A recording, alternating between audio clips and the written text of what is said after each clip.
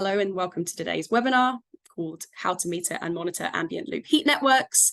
There's two of us from the Guru Systems team delivering this webinar today. Firstly, I'll be talking. I'm Georgina, Head of Marketing. I'll be recapping the regulatory context and looking at the compliance drivers behind metering and monitoring. And that will set up Gary nicely, who's our sales director. He will be talking about some of the performance drivers behind metering and monitoring on ambient loop networks before talking more practically about how to meter and monitor on site. If you have any questions, drop them in the Q&A and we'll pick them up at the end. But yeah, that's the housekeeping. Okay, so quick introduction for any of you who haven't come across us before. Gary and I both work at Guru Systems. We make intelligent technology that makes energy systems more transparent, lower cost and lower carbon. We've got a range of products that you can see along the bottom, but here today we're talking about our solutions for ambient loop networks, or we will mention them later. We're more talking obviously about the kind of the drivers and the how-tos first. But to give you a bit of background, we've been working for 11 years in heat networks, and we've got about 45,000 devices delivered across the UK, looking at processing payments, but also looking at improving the performance of these systems. Okay, so in terms of the order of today, we're going to first cover the why capture data from ambient loop networks. This will set up the more practical component of the webinar later on. So first, I'll talk about compliance and Gary will talk about performance. So let's first just touch on the compliance commitments, compliance requirements that there are already in place today under the metering and billing regulations. Even as we move closer to regulation by Ofgem, we've encountered a number of projects over recent years where there's uncertainty as to whether an ambient loop network is or isn't considered a heat network. In the eyes of the metering and billing regulations, this often leads to delays and increased costs where designs have to be adapted once the project has begun. So I quickly want to recap the guidance from the metering and billing regulations so that we're all on the same page about the requirements as they exist today before talking about what's going to be expected under Ofgem. So we've got a copy here. You can see on the screen there's quite a lot of text, but it's a copy and paste from the guidance that accompanies the metering and billing regulations. We can see there's a first section around the components that constitute a heat network. So we've got network provides a shared source of heat for multiple users. Heat transfer medium must be water, steam, or chilled liquids. We've got heat must be used for heating and cooling, hot water or use or processes, and heat must be sold to final customers by heat suppliers. We've then got a section which gives some guidance around the terminology, around the technology of the central heat source. This is pretty straightforward, but we're covering off boilers, CHP, and crucially heat pumps as well. And then we've got a final section around what isn't a heat network with 4 bullet points. And you can see the last one says individual heat pumps. Because ambient loop networks require individual heat pumps to be installed in each home, as well as having a central plant heating water to ambient temperature, there in the past has been confusion about whether these systems do or don't fall under the regulations as a heat network. To our knowledge, no further guidance than what we can see here has ever been issued by DESNZ or ADE. And because of this, developers, local authorities, housing associations that we've worked with have felt a little bit like they've been left to interpret these guidance themselves.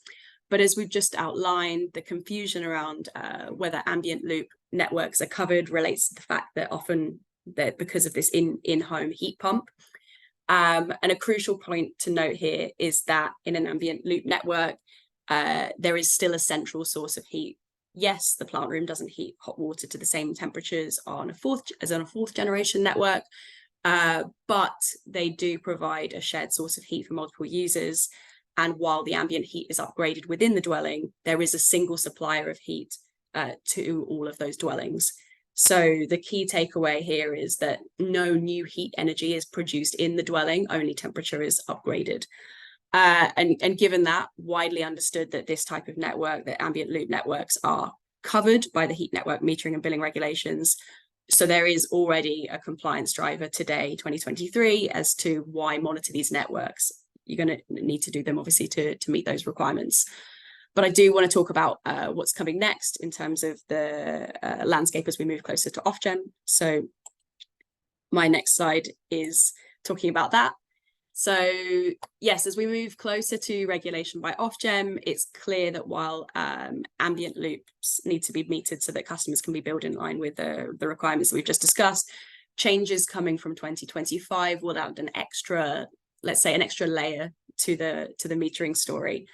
Ofgem is going to begin regulating the industry, and it's going to be a big change for anyone who's involved in designing, installing, commissioning, and operating heat loop networks, including ambient loop networks. Technical standards in design and operation are part of these regulations. Shown here is the fifth blue box down. I'll go a little bit into a little bit more detail on that when it comes to on the next slide. But ultimately, these standards, or sort of in summary, these standards are going to require performance monitoring and reporting. And with this data expected to be submitted at least annually to Ofgem via a digital platform. Ofgem actually mentioned the development of this platform in their most recent email bulletin. They send out to the industry to update the industry on the progress of what's going on behind the scenes. I'd actually really strongly recommend subscribing to that bulletin if you aren't already subscribed. We've had clear steers that regulation will apply to all new and existing sites, and that all will have to report on performance against minimum standards every year. It means that these sites need to start using their data to improve and get ready to report on energy performance. And while that window for compliance hasn't been outlined yet, we expect that meters are going to have to go into dwellings on a much wider basis, anything that's unmetered at the moment, and that those meters will need to deliver more accurate and reliable data ready for reporting performance back to Ofgem. Crucially, all of that affecting anything that's considered a heat network, so those ambient loop networks too. And then my last slide before Gary talks about more about the practical stuff is just what we're expecting in terms of that requirement to monitor performance data on ambient loop networks. So it will be implemented through the technical assurance scheme. You can see a proposed design of the scheme here. This is a diagram from Fairheat. I'm skimming over this because I think a lot of people have seen this information before, and it is available in previous webinars that we've done on our website. So if you want to catch up, you can. But in general, this scheme's set up to keep prices and carbon emissions low, to protect customers. And the fundamental task is going to be to stop, to set things up so that poor heat networks can't get through the system. And Ofgem have recognised that stakeholders must be able to verify outcomes by digitalising the way that they report to them. And it will be a requirement that a consultant, contractor or client must show that what was specified in terms of design was ultimately then what was delivered, all providing data, including meter data, to support this. I mean, we say that ultimately these regulations aren't just about digitalizing to make submission for compliance. They're about digitalizing to genuinely monitor performance, to take action to improve where is needed. And in our opinion, this is especially important on ambient loop networks, mainly because there aren't many of them in operation at the moment, and there's limited best practice guidelines for them. To date, and to the best of our knowledge, no detailed performance data has been published from ambient temperature or ambient loop networks. And for us, this is a concern because in general, our experience is that unmonitored heat networks tend to perform badly. And so we're saying, or we would argue, that capturing performance data from ambient loop networks especially is going to be super important to understand how they perform over time and ultimately lead to better outcomes for customers over the lifetime of the development. And as always, retrofitting meters after residents have perhaps expressed concern about the prices is obviously a more expensive way of doing this than installing them up front. One thing I wanted to touch on is that we know about the technical assurance scheme is that it will involve certification of different elements. There won't be one certification for a heat network. Instead, there'll be various elements that build up a bigger picture with different stakeholders accountable for different aspects of the whole. And actually what you can see here is some of the stages that the assurance scheme is broken down into. That means that whether you're someone on this call who's responsible for designing or installing or operating ambient loop networks, different parts of these assurance scheme will impact you. I'm not sure if anyone on this call has existing ambient loop networks, but you may have some that will be in existence before 2025. And so when it comes to getting it right before Ofgem step in, our advice in general is to use data to validate installation and commissioning for any new networks, any networks that are coming online over the next couple of years. And this way you can be sure that they're working as per the design before residents move in. And in general, to start collecting data before you have to submit it to Ofgem. That way you've got time to fix any issues before Ofgem can see your performance data. Ideally looking at the constant performance of the site, not just annually ahead of submission, so that you can again fix these problems if there are any.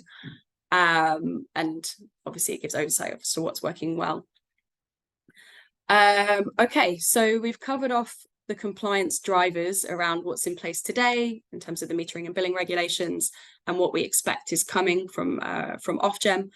And so I will now pass on to Gary, who's going to talk a little bit more about performance and then the practical sides of how to monitor and meter these networks. Thank you very much. Cheers, Georgina. Appreciate that compliance overview. So for those that weren't here at the beginning, I'm Gary Banham. I'm the new sales director over at Guru, and I'm looking forward to taking you through the next part of this presentation. So like many things in engineering, compliance is good and necessary, but good practice on top is even better.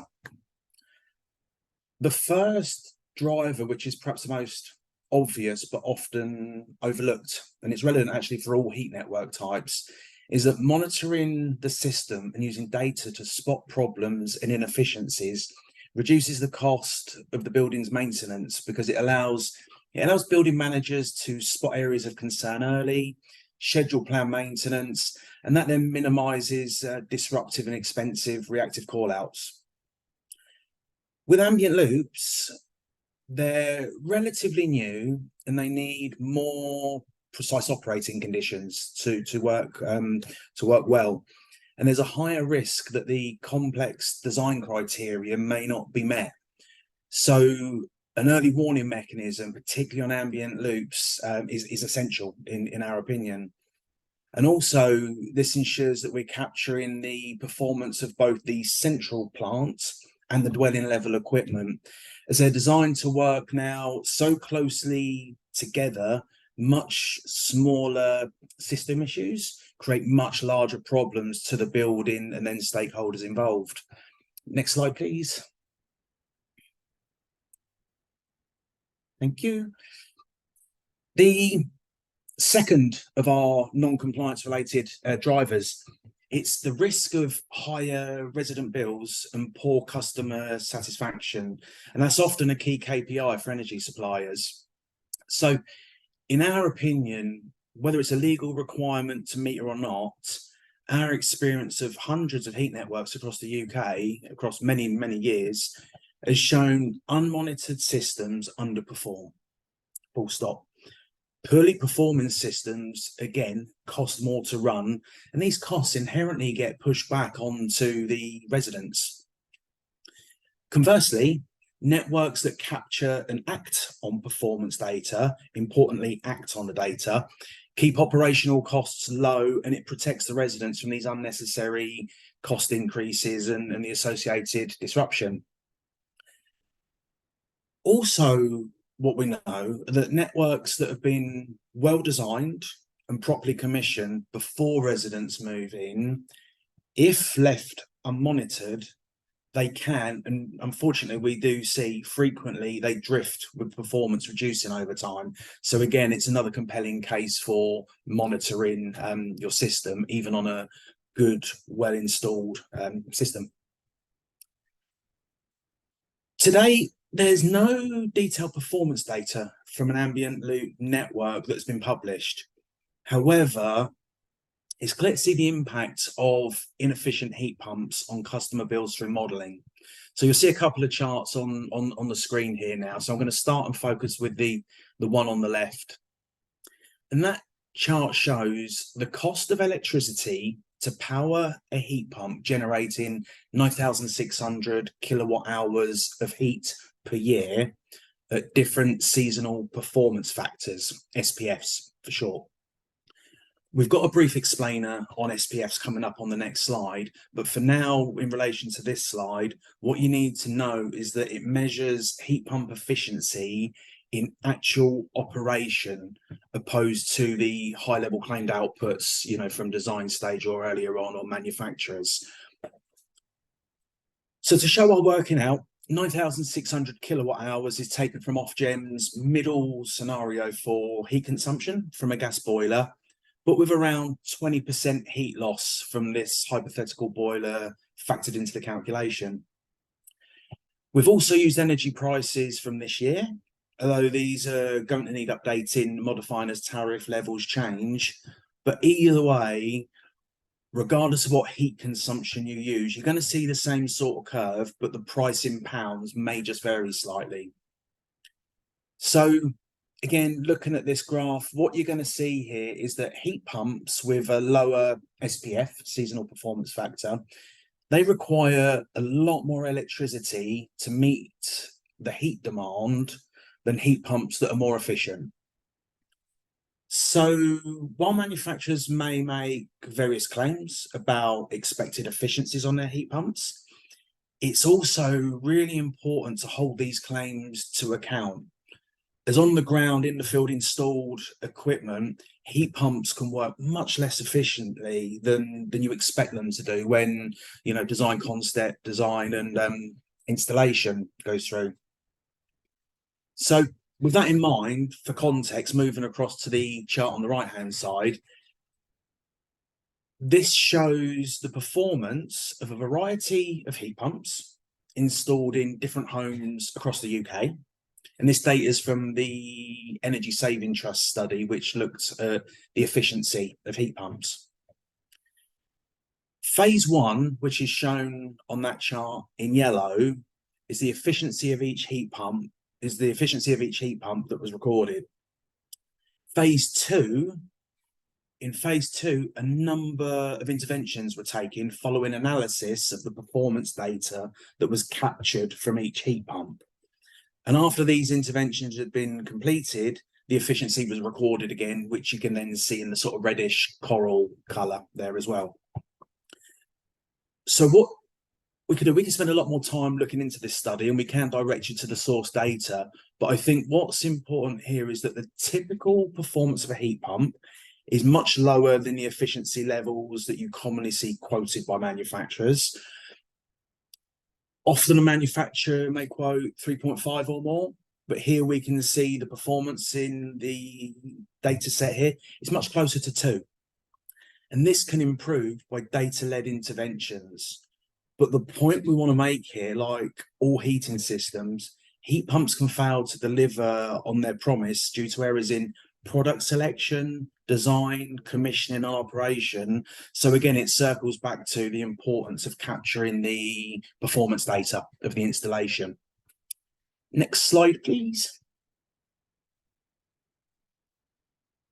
So yeah, SPF, seasonal performance factors, and SCOPs and COPs. There's a lot of acronyms now going around for energy monitoring, particularly around heat pumps. So here's this brief explainer that I mentioned a moment ago. So seasonal performance factors I've touched on, it's a measure of how efficient a heat pump is in actual operation. And this is different to COPs, coefficient of performance, which is the expected efficiency of a heat pump provided by typically the manufacturer, modelled on very specific flow temperatures, outdoor air temperatures, and operating conditions. And then you've got seasonal coefficients of performance, SCOPs, which are COPs but modelled across essentially a reference year. Both of these calculations use standard conditions that will probably vary from those seen in the system in the real world. Seasonal performance factors, on the other hand, which is what we're most interested in, they're used to calculate the efficiency, as I've said a couple of times now, in operation. And on a basic level, SPF is the total heat output per year divided by total electricity consumed per year. With a twist.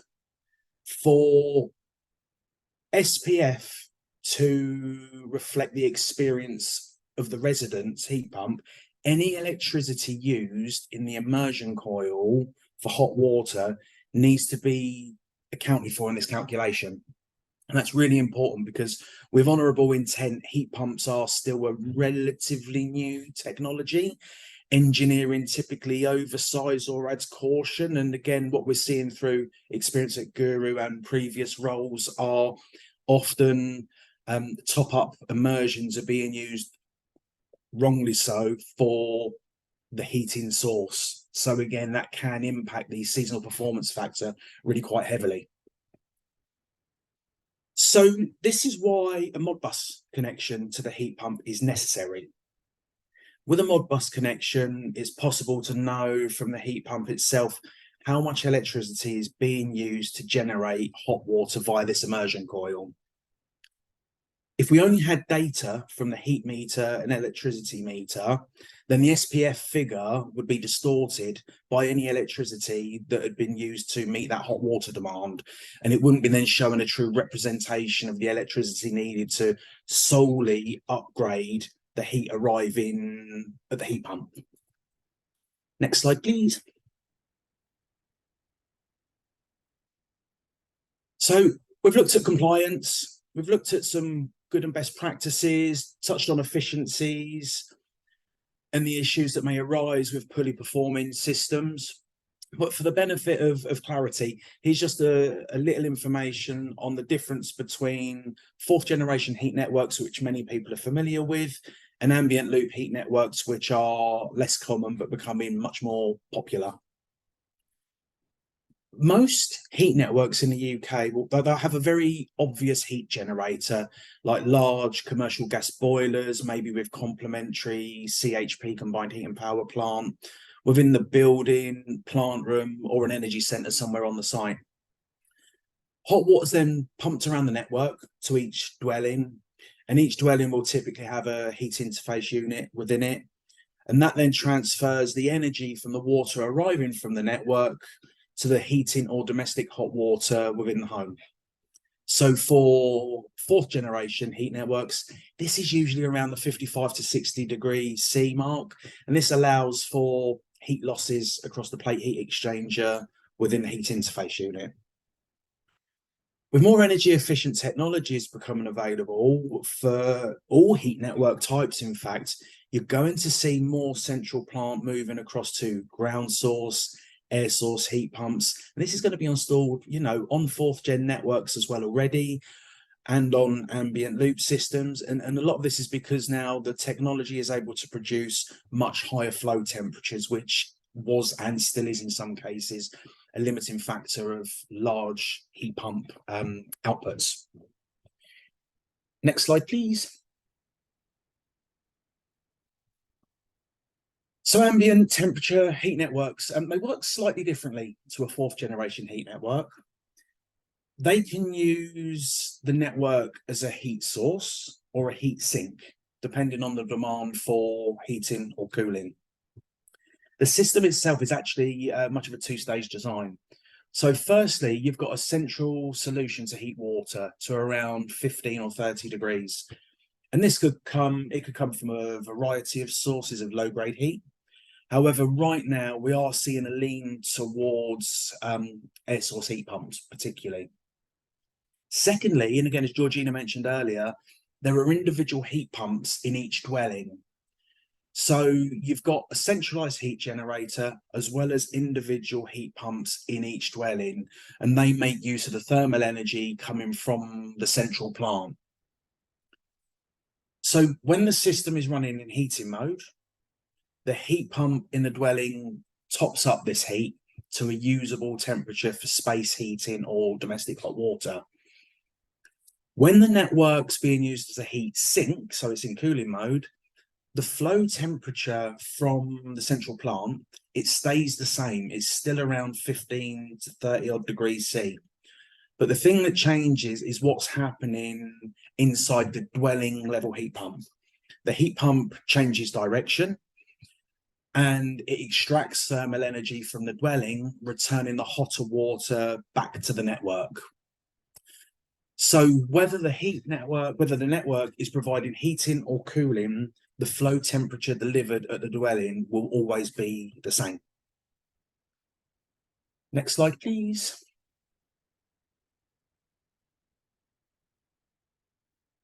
Right. Okay, so here on these, so we're going to focus on the picture on the left. But what I want to touch on now are a couple of considerations that need to be made when metering and monitoring an ambient loop network. On the diagram on the left, you're going to see some grayed out parts, which we'll come on to in a moment. This is because there are there's two levels of monitoring, heat pump monitoring for an ambient loop. You can essentially get a very basic compliant level of monitoring, and then you can get the detailed holistic view of what's going on the heat pump. So the diagram on the left focuses on the basic level, which is what you need to comply with the heat network metering and billing regulations. So what that's doing is just taking kilowatt hour data for the heating and cooling. So with the exception of the meter type needing to be one that can read and record heating and cooling data, that sort of application is probably going to be more familiar to a lot of people because it's not too far away from fourth generation networks. The diagram on the right, however, shows the addition of two things: an electricity meter and a Modbus connection to the heat pump. It's with these additions that you not only get the benefit of compliance with the M&B regs, but you also enable the heat pump owner operator to get a full view of the system performance and this critical seasonal performance factor calculation. As I touched on earlier, this enables stakeholders to see that the installation is operating as per design intent, so they can spot any issues sooner whilst holding their supply chain to account. And again, going back to a compliance point from earlier, this is becoming much more important and well known in industry with a movement towards 2025 and Ofgem regulating the heat network space. It's also worth mentioning that it's important to choose hardware that has fine enough calibration to deal with the really small delta T's that you're going to see in heating and cooling mode. And one of the observations we're seeing on ambient networks right now is incorrectly specified AMR systems. With fourth gen heat networks, you're going to typically have very wide deltas, high flow temperatures, low return temperatures, but the deltas on heat pumps can be, just 5 degrees. So it is critical to use accurate equipment now for these applications. So not only does the quality have to be high to take care of the small delta T's, but as we're now collecting data from the heating and cooling registers, this needs to be kept separate and handled carefully, so we then have the capacity to calculate SPFs in either heating or cooling mode. So there's just a lot more going on now that we need to consider when specifying equipment. So the key objective of the diagram on the right-hand side is to enable you to differentiate any electricity used by the immersion coil for hot water for this SPF calculation. And that's why the Modbus connection's particularly necessary. If you only capture data from the heat meter and electricity meter, as again I mentioned earlier, the SPF would be distorted by the electricity which is used to meet the hot water demand, which is happening maybe more than it should. So it wouldn't be a true representation of the electricity needed to, again, upgrade the heat arriving to the heat pump. Another benefit that we're seeing of having a heat pump connected via Modbus is for capturing things like fault codes, enabling remote configuration. And that's something that Guru do offer with heat pump manufacturers. So it's something we promote and we're doing in the market at the moment. It's things that we'd like to do more of with other manufacturers when they start seeing the benefit and value in the capturing and integration of their technologies. Next slide, please.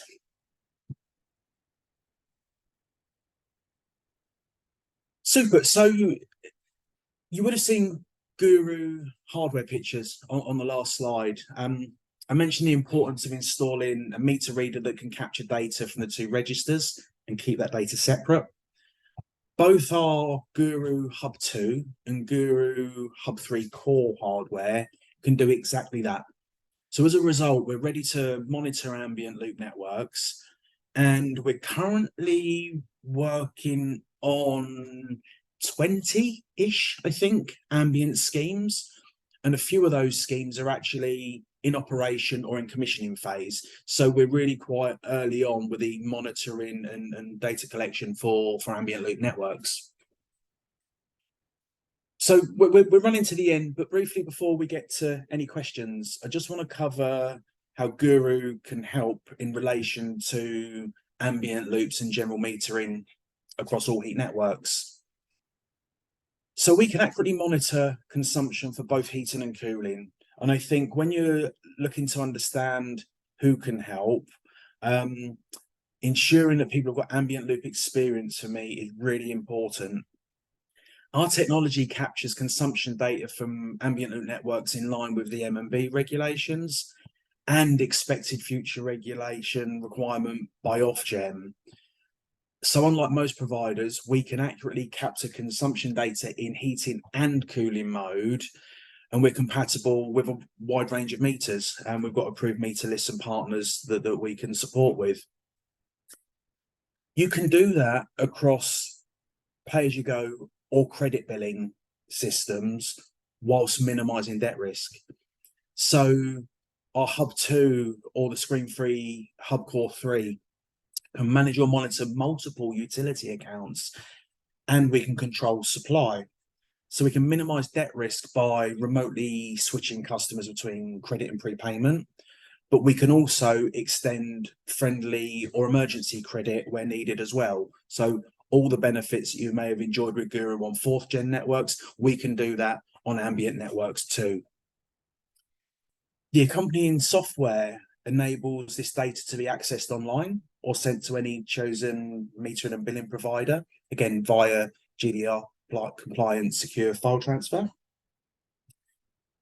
Monitor network performance and heat pump efficiencies. So we've covered in depth our experience that unmonitored heat networks don't usually perform well, and poorly performing networks mean higher operational costs, higher client bills, and more importantly, in many ways, higher carbon emissions.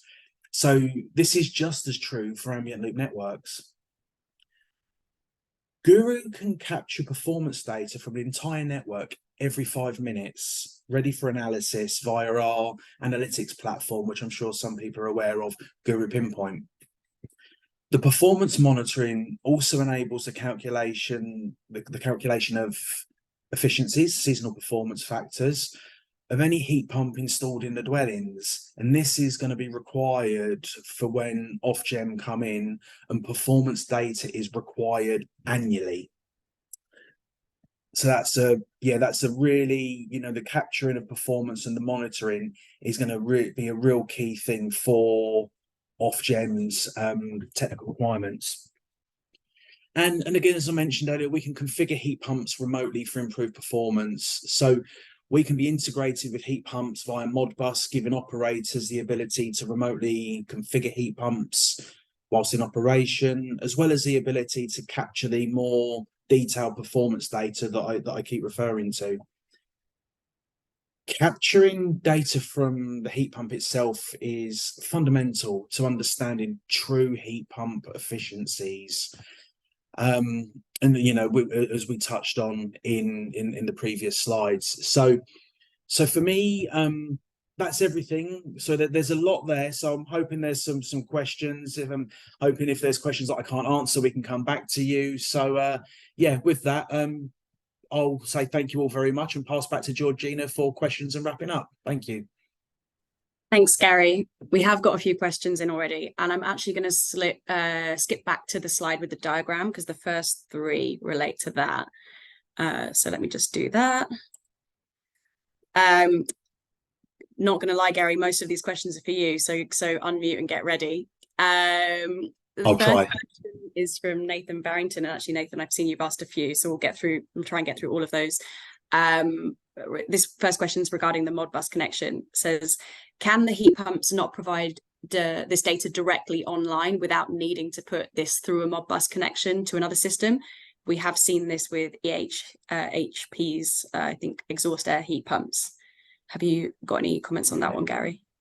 Right. So just to understand the question, so essentially, can the heat pumps do this directly without the need for the sort of Guru Modbus connection? So we have been working closely with one particular heat pump manufacturer, a large heat pump manufacturer, and they require our integration to see this information. For them, it doesn't go back. I think it's probably a question for the chosen heat pump manufacturer. However, Nathan, we've met in the past.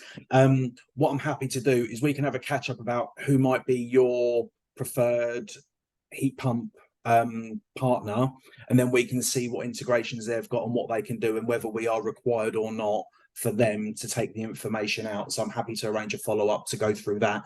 With the particular large brand that we're working with primarily at the moment, they do require it. Okay, we're going to race through these because we've got 9 questions at the moment and not a huge amount of time, but any that we don't get to, we will make sure that we post the answers with the recording. So the next one is, can the heat meter read kilowatt hours for cooling and heating? Can it read? Yes, it can. Yes. And then another question, slightly confused. Does the electric meter, the electricity needed to upgrade the hot water and the one that is pulled by Modbus is just heating? Gary, could you answer that, or should we go can I back? see let me write it in the chat to you and I'll give you another one. Yeah, and let me just try and that. see it visually. I think I know where the question lies. I'll come back to that one. Another one from Nathan. Are Guru aware if SAP calculations take into account the overall system efficiency and associated resident costs for both the air to water external and water to water internal heat pumps? I don't know. I will have to answer that question. I will come back, Nathan. Sorry, that's one to take away, if that's okay. Next one is, so the SPF is the practical performance and the SCOP is the theoretical performance.